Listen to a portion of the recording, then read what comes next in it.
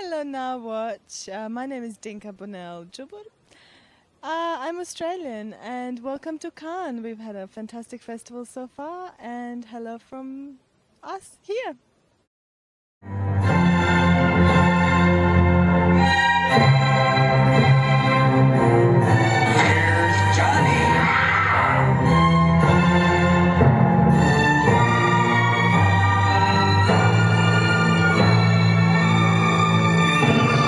Michael McDowell.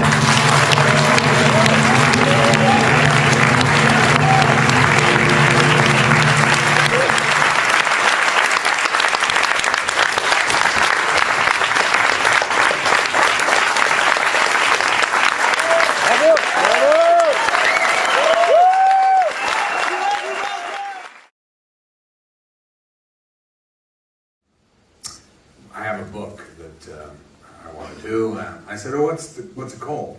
And I could see his eyes. She had very black eyes, and I could see them shifting around like he was deciding whether to tell me what the book was called or not. I think it was just this natural secrecy about stuff. I guess he must have had some issues with piracy or something. But anyway, of course, he gave me the book and he said, "Have you ever heard of Clockwork Orange?"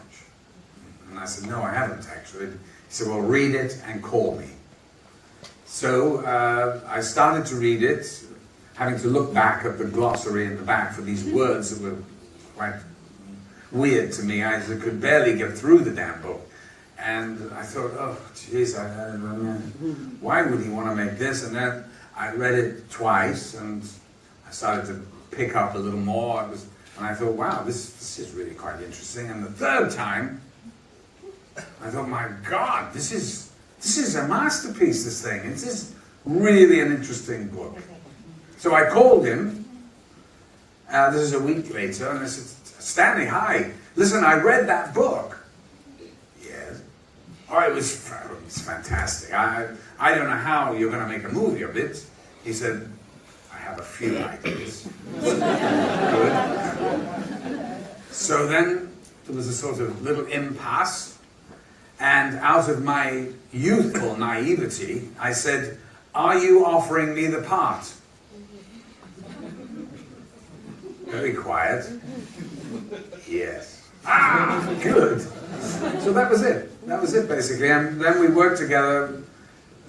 Really, it was the most brilliant way of working, involved in the look of the film and working with everybody there. We were all a, great big sort of unit trying to find the costume, the look and everything. And, the actual cricket, the whites came from my car. I had my cricket gear in the car. So he said, "Get it out." I said, "Really?" He said, "Put it on." And I did. And I think Milena must have been there who did the costumes, and they're brilliant.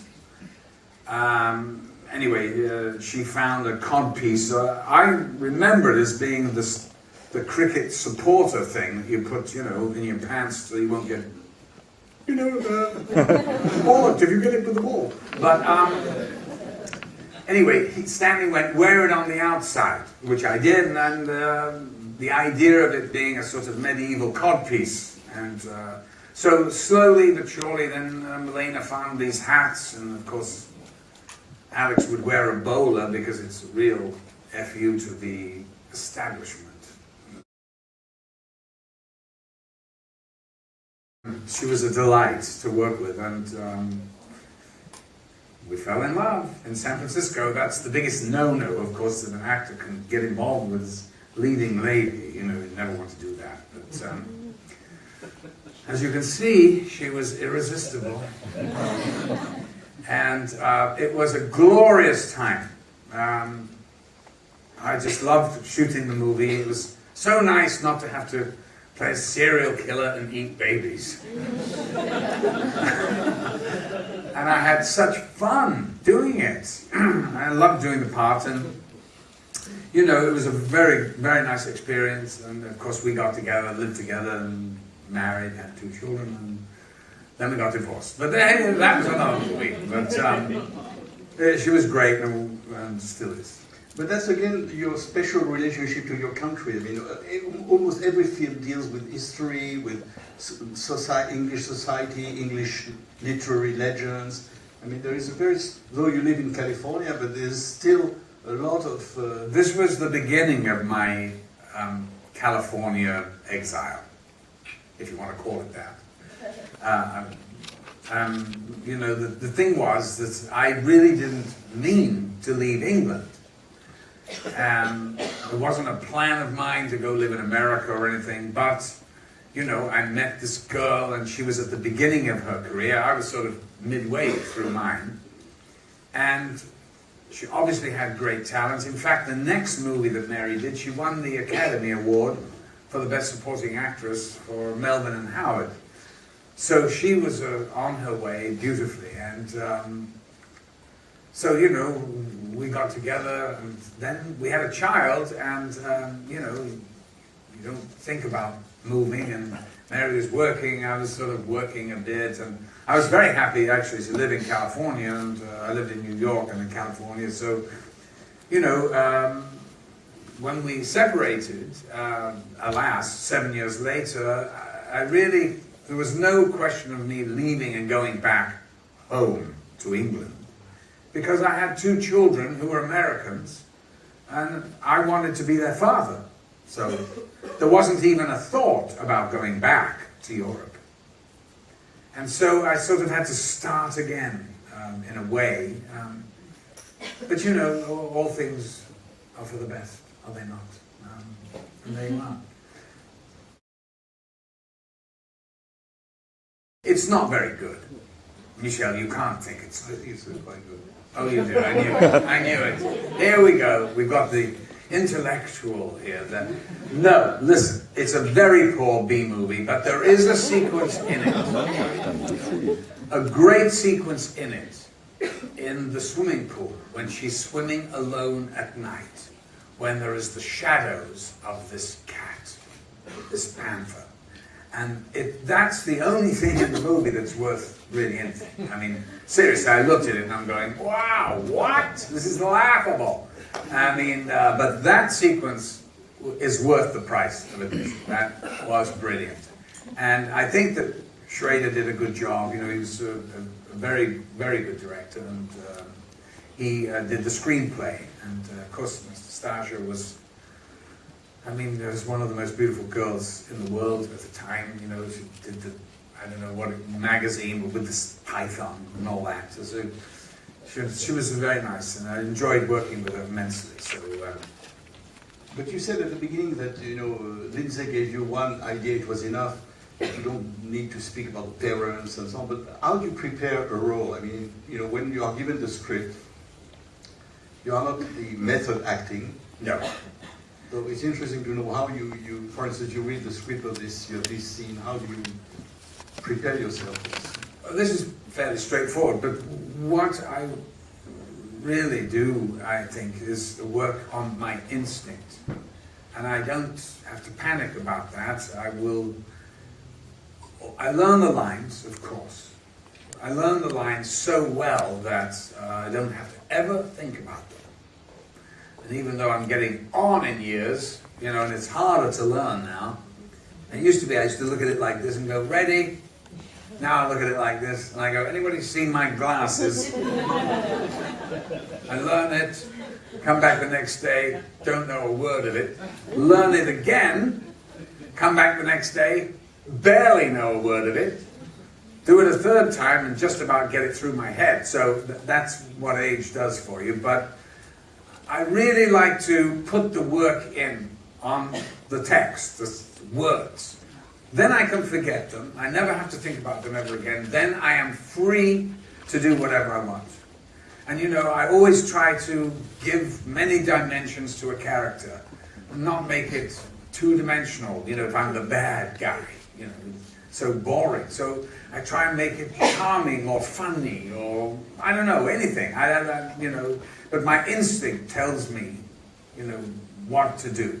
And I follow it implicitly.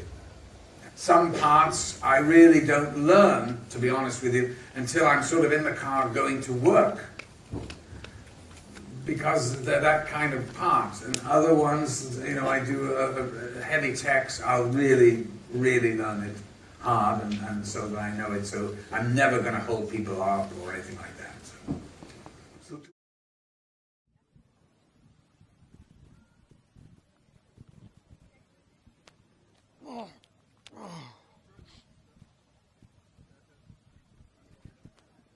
Ça va, je te dérange pas trop là peut-être là.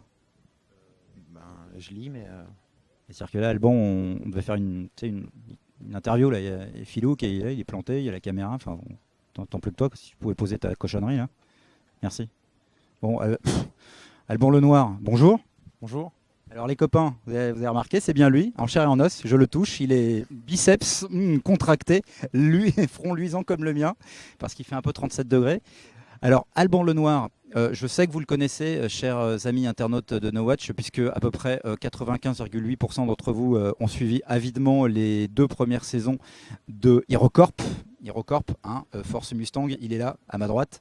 Alban, on t'a croisé par hasard, disons la vérité, disons les choses, on t'a croisé par hasard sur la croisette, on s'est dit « Oh, Alban, il faut qu'on le fasse !» Mais que fais-tu donc là ? Eh bien, je suis venu me détendre, tournant en fait à Marseille un téléfilm, étant assez proche de Cannes et des amis ayant un appartement et m'ont très gentiment invité. Je me suis dit, bon bah écoute, tant qu'à faire, hein. Attends, mais on va pas s'emmerder, On rentre dans une démarche où on va passer un petit 48 heures à Cannes. Voilà, bah, moi j'aurais fait pareil à ta place. On a déjà interviewé dans No Watch Simon, on a même interviewé Alexandre, et c'est un peu le... Voilà, nous on est très contents de t'interviewer. De même, moi aussi. Eh bien merci, au revoir, à bientôt, salut. Donc j'en déduis que tu n'as pas vraiment eu le temps de voir des films sur cette sélection de ce Cannes-là. Ben, malheureusement, étant arrivé un peu les mains dans les poches, ce qui signifie sans accréditation, et faut dire les choses, donc dans la possibilité de voir des films.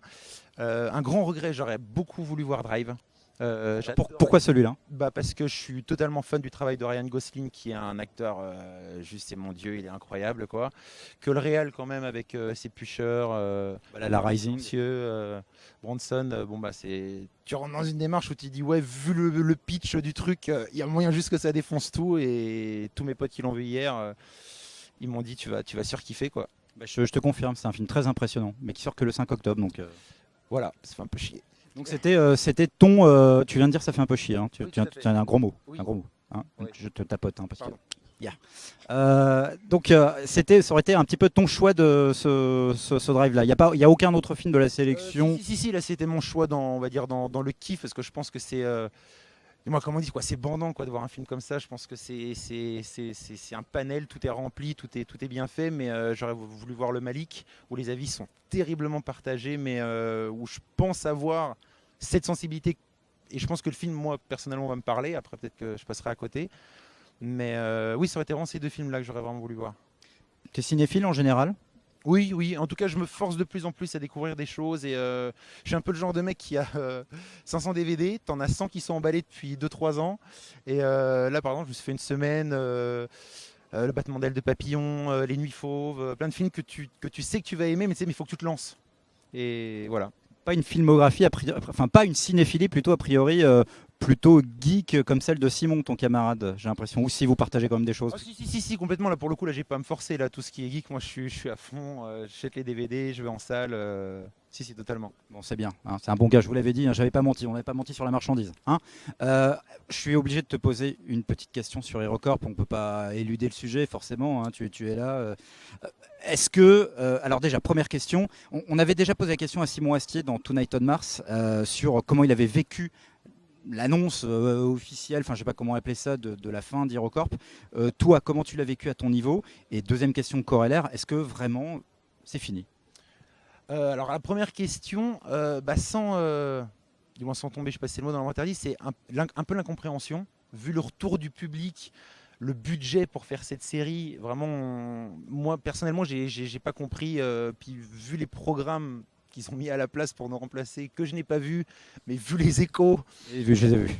Moi j'ai rien vu du tout, mais les échos sont assez cinglants, on va dire. Et puis sinon, non, je sais que Simon il s'arrache, il se bat. Je crois que la direction de certaines chaînes a changé, donc on va dire qu'on aura encore une carte à jouer, mais après à un moment donné, il faudra aussi faire le deuil si on n'arrive pas. En tout cas, on remercie tous les fans, mais qui nous ont brisé le cœur, mais dans tous les bons sens du terme, où on a été épaté par leur motivation, leur dévouement pour cette série. Et surtout, tout le monde nous en parle voilà, de ces fans, de ces personnes qui font des choses d'eux-mêmes, l'épinage event où on est touché, où les gens autour sont vraiment épatés par leur implication pour la série. Et nous, c'est au-delà d'être gratifiant, c'est le plus beau cadeau qu'on peut nous faire, quoi. Je me trompe peut-être, mais j'ai l'impression que vous avez, si au moins on peut retirer cette satisfaction, vous avez créé la première vraie série culte française, il me semble. J'en connais pas avant. Vraiment culte au sens de un peu de geek, quoi. Ouais, bon, moi à ma place c'est un peu délicat d'affirmer ça, j'ai pas trop le recul, mais oui, c'est tout à fait, t'as raison. Merci, j'adore quand on me dit ça devant une caméra. Merci. Donc, a priori, à part le projet de bande dessinée dont on a entendu parler, oui, comme tu dis, bon voilà, c'est. Bon, moi je pense que rien n'est mort, mais bon, c'est des choses, voilà, je pense vont être décidées dans les mois qui viennent, et c'est vrai que s'il n'y a pas de suite, voilà, il faudra qu'on passe à autre chose, et malheureusement.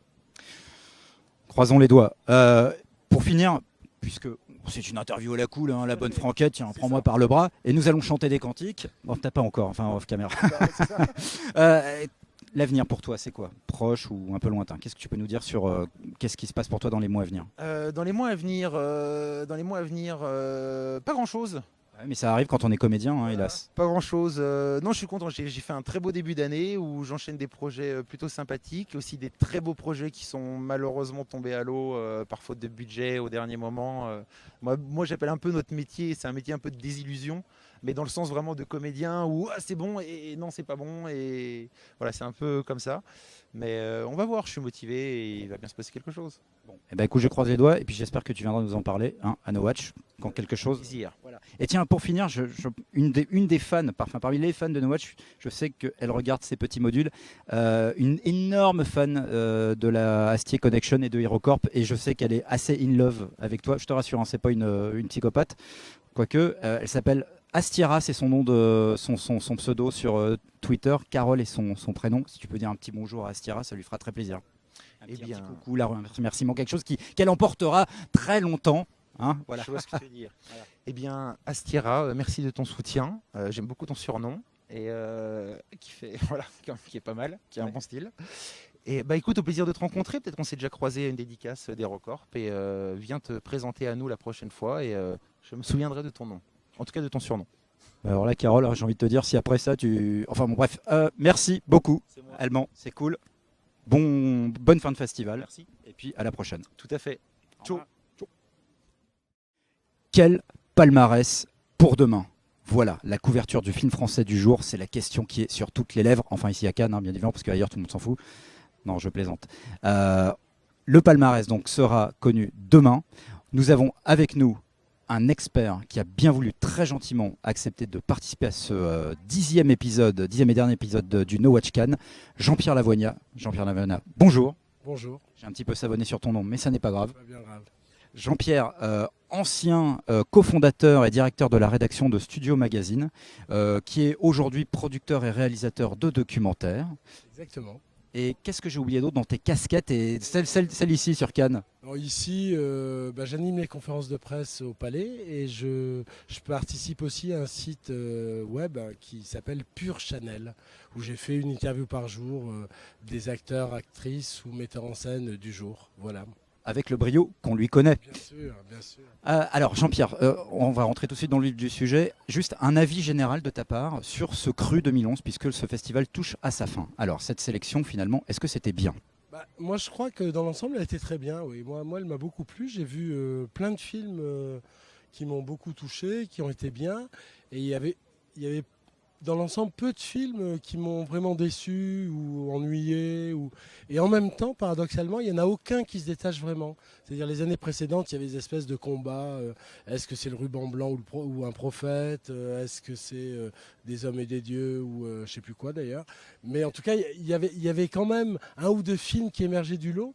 Et là, je trouve qu'il y en a, c'est difficile, il y en a 4 ou 5, 5 ou 6. Alors, du coup, elle a le défaut de ses qualités, cette sélection. Un peu, voilà. Je pense que le jury va être bien embêté. Ça va être plus compliqué, je pense, cette année, parce que la sélection est de meilleure qualité moyenne que l'an dernier. Et est-ce qu'il y a une sorte de tendance que tu as cru percevoir aussi au niveau du ton peut-être général des films ou je sais pas, les années précédentes, j'ai entendu souvent parler de sélection plutôt sombre, plutôt... Enfin voilà. Il y avait des sélections un peu sociales, des problèmes sociaux. Là, franchement, j'ai l'impression que c'est très très ouvert cette année. C'est-à-dire aussi bien des démarches très personnelles, introspectives, que des espèces de voyages dans le temps ou alors des choses sur la réalité. Mais c'est... Enfin, je n'ai pas assez réfléchi, je crois. Ouais, bah merci, tu viens de me flinguer mon plateau. Au revoir. Pour tirer une tendance comme ça, je ne suis pas sûr d'y avoir assez réfléchi. Je vous avais dit qu'il était brillant. Alors, bon, plus sérieusement, sur la Palme d'Or qui va être délivrée demain, est-ce que toi, tu as, juste déjà pour commencer, un chouchou particulier sur les films que tu as vus? Je t'ai déjà posé la question pendant les répétitions de cette séquence. Je la connais, mais vas-y. Non, justement, je serais très embêté s'il était au jury. Enfin, j'arriverais à me décider. Mais je trouve que entre Police, The Artist, bon, le Kaurismäki, j'y crois pas beaucoup. Mais enfin, je sais pas, j'ai du mal à faire le choix de mon film préféré. Voilà. Donc sur la Palme d'Or, là, tu sèches, sur ton choix personnel. Oui, je sais pas.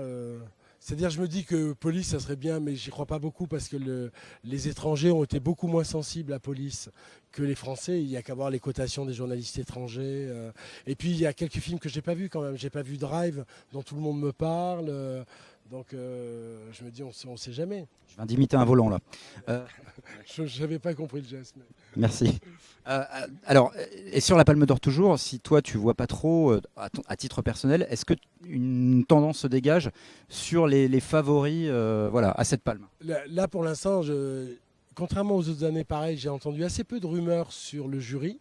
Mais quand on regarde les cotations dans les journaux, notamment dans les journaux étrangers, on s'aperçoit que les 3 favoris, ou les 3 ou 4 favoris, c'est The Artist, le Kaurismäki et les Dardennes. Donc peut-être que le jury sera à l'image de ces journalistes étrangers. Maintenant, avec un jury, on sait, c'est très très difficile de faire des pronostics sur le jury. Parce que, vous voyez, l'année où c'est Patrice Chéreau qui est président du jury, il y a le film de Lars von Trier, et Chéreau avait adoré le film d'avant.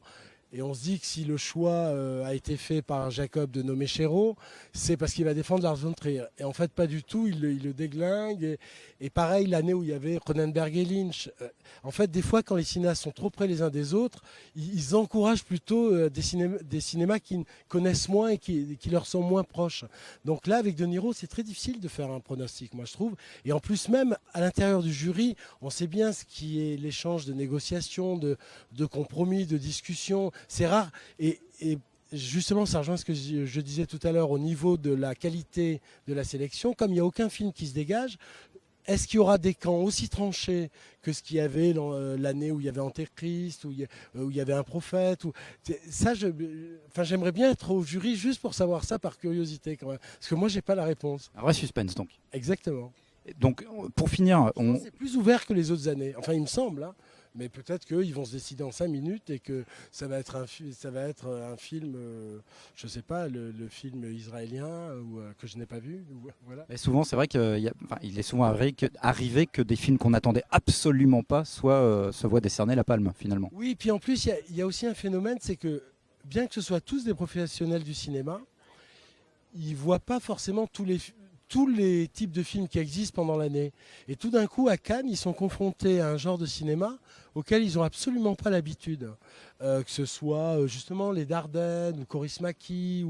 Et tout d'un coup, ces gens du cinéma se disent « Ah mais ça existe aussi, il faut le récompenser ». Et c'est comme ça que les Dardennes en ont déjà 2 et vont peut-être en avoir une 3e. Ça, franchement, une 3e, ça c'est un peu de l'abus, quoi, non? Un peu quand même. Voilà, on ne peut plus jamais revenir. Je l'ai dit doucement. Hein. Non, c'est un très beau film. Franchement, c'est un très beau film. C'est juste que ça apporte, c'est pas très novateur par rapport aux 2 autres palmes qu'ils ont eues. Donc à la limite, on peut leur en donner une à chaque fois qu'ils font un film. Mais c'est pas, je trouve pas qu'ils aient accompli un tournant avec ce film-là par rapport à leur travail précédent. Mais c'est vraiment un très bon film, très linéaire, sobre, émouvant. Voilà. Le pater d'Alain Cavalier aussi, tu l'as vu? Oui, c'est Une grande standing ovation, paraît-il, à la fin de la projection. et ça, mais pour le coup, c'est très franco-français. C'est-à-dire que même dans les membres du jury, de savoir exactement qui est Cavalier, qui est Lindon, et puis la force du film et la richesse du film, c'est de jouer, c'est des jeux de miroir à l'infini, c'est-à-dire c'est à la fois Alain Cavalier qui filme Vincent Lindon qui filme Alain Cavalier, c'est à la fois un réalisateur et un acteur, ils s'amusent eux-mêmes à jouer un président de la République et un Premier ministre, et c'est dans tous ces jeux de miroir mis en perspective que le film trouve son originalité, sa richesse, sa profondeur. Maintenant, pour les étrangers, je pense que ça doit être un jeu compliqué. En plus, moi, ça serait étonnant, mais ça peut avoir un prix du jury quand même, parce que la démarche est tellement singulière, originale. Pareil, j'aimerais bien assister aux délibérations du jury à propos du film d'Alain Cavalier. Ça m'amuserait. Souvent, on entend chaque année des rumeurs sur le jury qui s'entre-déchire. Voilà. Est-ce que là, cette année, toi, tu as entendu des choses sur les relations entre les membres du jury cette année? Alors, soit j'ai pas fréquenté les bonnes fêtes ou les bons endroits, mais alors, rien du tout. On sent Jean-Pierre, mince quoi. J'ai rien entendu. Rien entendu. D'habitude, il y a toujours des trucs sur la présidente a exigé que. Là, j'ai rien entendu du tout. C'est Robert De Niro qui a fait son affranchi, qui a imposé un silence total, une omerta sous peine de bras coupés. Bref, sur le prix d'interprétation masculin, est-ce que toi, sur ce que tu as vu, il y a quelque chose, voilà, t'as un préféré? Moi, j'aime beaucoup Dujardin, mais je trouve formidable dans The Artist. Qu'est-ce qu'il y a d'autre Sean Penn. En même temps, c'est tellement un rôle fait pour ça et puis il a déjà eu, voilà. Pour quel film? Le Malik ou le... Non, pas le Malik. D'abord, il a qu'un second rôle. Et alors là, franchement, sur le Malik, j'ai pas bien compris quel rôle il jouait même. Mais non, pour le Sorrentino. C'est une performance d'acteur au sens propre, avec à la fois la grandeur du mot et les limites. C'est-à-dire qu'on voit quand même Sean Penn au travail. C'est-à-dire qu'il disparaît jamais derrière le personnage, mais ça nourrit notre plaisir. C'est-à-dire qu'on le voit s'amuser à faire ce travail-là. Ok, prix d'interprétation masculine pour Sean Penn. Hein. C'est évident. Jean Dujardin. C'est vrai qu'il l'aurait pas volé. Et puis c'est un très beau film quand même, The Artist. Oui, très beau. Moi, j'ai adoré le projet et la réussite du projet. Enfin, d'abord, l'ambition et la singularité du projet et l'accomplissement du projet. C'est-à-dire qu'on y va en se disant que les 5 premières minutes, c'est une sorte de gadget. Tous les metteurs en scène courent après le fantasme d'un film muet. Puisque en faisant un film muet, on retrouve l'essence même du cinéma. On s'appuie plus sur les dialogues, on s'appuie juste sur le cinéma pur, la mise en scène, tout ça. Mais au bout de 5 minutes, on a oublié que c'était une espèce de fantasme et de gadget, et ça devient un vrai film qui nous entraîne, qui nous émeut. Moi, j'ai beaucoup aimé le Almodovar aussi, dont on n'a pas parlé, et qui pourrait faire une palme, je sais pas, parce que c'est pas un film consensuel. Et chez Almodovar, souvent, il a fait des films beaucoup plus émouvants, beaucoup plus brillants même. Là, il y a quelque chose de presque de sobre. Il est à cheval sur plusieurs genres, donc je pense qu'il peut dérouter un peu les gens. Mais en même temps, c'est ça que je trouve beau dans ce film-là, c'est qu'il se remet quand même en question, qu'il fait pas toujours ce qu'il sait faire, qu'il explore des terrains encore plus troubles que d'habitude. Et moi surtout, je trouve qu'il a un talent mais quasi unique au monde, qui est de nous emmener exactement où il veut, comme il veut. C'est-à-dire sur le papier, les histoires sont totalement impossibles, improbables, mais tirées par les cheveux, c'est rien de le dire.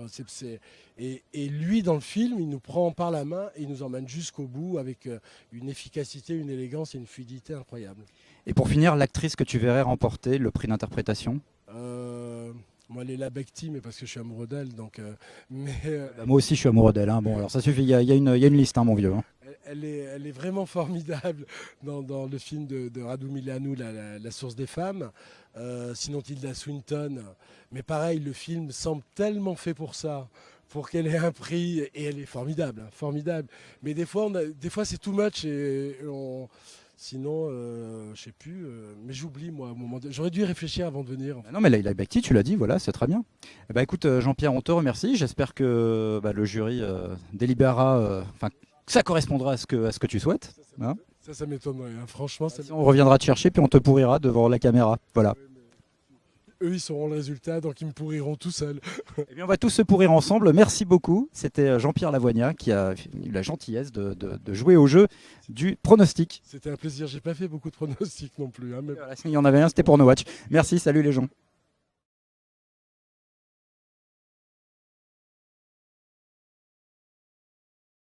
L'une des premières choses qu'on remarque sur la Croisette pendant le festival, entre autres choses, c'est évidemment la profusion d'affiches de cinéma qui bordent les façades des principaux palaces de la Croisette.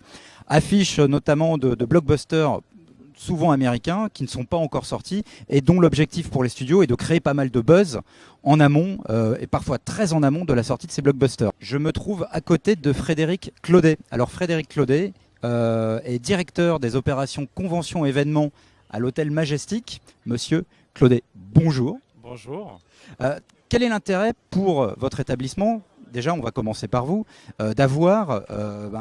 d'afficher ces affiches, tout simplement. En quoi pour vous est-ce une opération intéressante ? L'intérêt est double pour l'hôtel Majestic. Le fait d'avoir des affiches de cinéma fait qu'on colle véritablement à l'événement du Festival de Cannes, le cinéma, donc ça va parfaitement dans le paysage.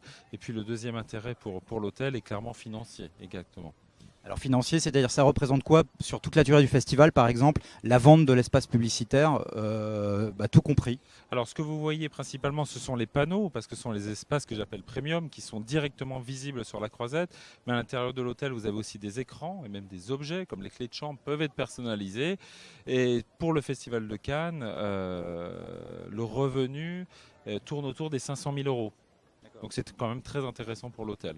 On a vu, on voit Tintin, on voit Cobra. Il y a combien d'espaces exactement qui sont réservés à l'extérieur, disponibles pour les affiches?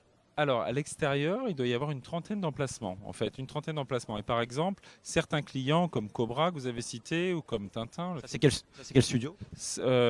Pour Cobra, le client est Kinology. Et Tintin, c'est notre client très habitué, Sony. Donc eux nous réservent plusieurs emplacements, ce qui leur permet d'avoir une grande affiche, des emplacements les uns côté des autres. On a à peu près une trentaine d'emplacements, extérieurs, même à l'intérieur dans le hall, beaucoup d'emplacements, en tout dans l'hôtel, en panneaux publicitaires une 60aine. Tintin par exemple qui est très très large, on le voit en fait c'est pas un seul emplacement. C'est 4 emplacements en fait, côte à côte. Alors le client pourrait avoir le choix de mettre 4 affiches différentes, mais je pense que je suis assez d'accord. Puis même nous, pour un rendu visuel, d'avoir un seul visuel en grand format a un impact quand même assez important. Qu'est-ce que pour le studio, quel est l'intérêt exactement? Parce que ça lui coûte quand même pas mal d'argent. Ça lui coûte pas mal d'argent, mais hormis le Festival de Cannes et toute l'activité du marché du film, ils sont là pour vendre des films, vendre tout ça. Donc communiquer par l'intermédiaire d'un palace à un endroit où il y a énormément de passages montre quand même une certaine présence. Et voilà, donc je pense qu'ils trouvent leur compte, Sony, client à l'hôtel, sur les panneaux publicitaires depuis au moins une dizaine d'années. Client fidèle. Client fidèle, très bien, bravo Sony. Le Carlton, c'est un peu votre concurrent direct. Oui, c'est un concurrent, mais bon, la demande est encore forte. Je pense qu'on a la chance, nous, d'être à côté du Palais Festival, c'est quand même un avantage concurrentiel énorme. Mais bon, la façade du Carlton est attractive également, il ne faut pas s'en cacher, mais je pense qu'il y a de la place pour deux. Et alors justement, on a l'impression en passant devant le Carlton, on parle devant le Carlton, on voit des affiches de Pirates des Caraïbes, qui est du studio Disney, de Cowboys and Aliens, je crois que c'est Paramount, mais peut-être que je me trompe, hein, on vérifiera, de Super 8 notamment, Paramount, de Transformers, Paramount. Donc j'ai l'impression que eux, ils vont plutôt au Carlton plutôt que chez vous. Comment vous expliquez ça et c'est quoi la différence? Oui, il arrive aussi parfois qu'on ait beaucoup de clients aussi américains à l'hôtel. C'est-à-dire qu'on a des clients fidèles, nous, qui ne sont pas forcément américains. Cette année, on n'a pas trop de clients américains, mais les années précédentes, on avait par exemple Universal, Robin des Bois l'an passé, qui communiquait à l'hôtel. Bon, c'est un concours de circonstances, c'est pas grave. Donc c'est une guerre un peu entre le Carlton et le Majestic Non, pour les... c'est pas une guerre. Par exemple, vous prenez l'exemple de Pirates des Caraïbes. Ils sont réveillés trop tard. On avait déjà vendu nos emplacements quand ils ont voulu communiquer. C'est vrai que c'est tombé assez tard. Le fait de savoir que Pirates des Caraïbes 4 allait être au Festival de Cannes, puisque vous savez, ça tombe un mois avant. C'est un petit peu difficile d'être réactif. Ils nous ont appelés. Ils voulaient le Porsche qui était déjà vendu. Donc voilà. Donc du Majestic, c'est quand même quelque chose. C'était déjà vendu. L'emplacement le plus cher, sans donner de chiffres, c'est lequel? L'emplacement le plus cher, c'est le Porsche. C'est juste derrière nous. Qui est derrière nous. L'entrée d'un palace est quand même stratégique et tout ça. Donc c'est l'entrée. Ouais, ouais. Mais après, si vous prenez toute la façade, mais rapport au mètre carré, c'est quand même le Porsche du Majestic. Bon, bah écoutez, je vous remercie beaucoup. Je pense que j'ai fait le tour. Et puis, bonne continuation pour la suite. Salut les gens.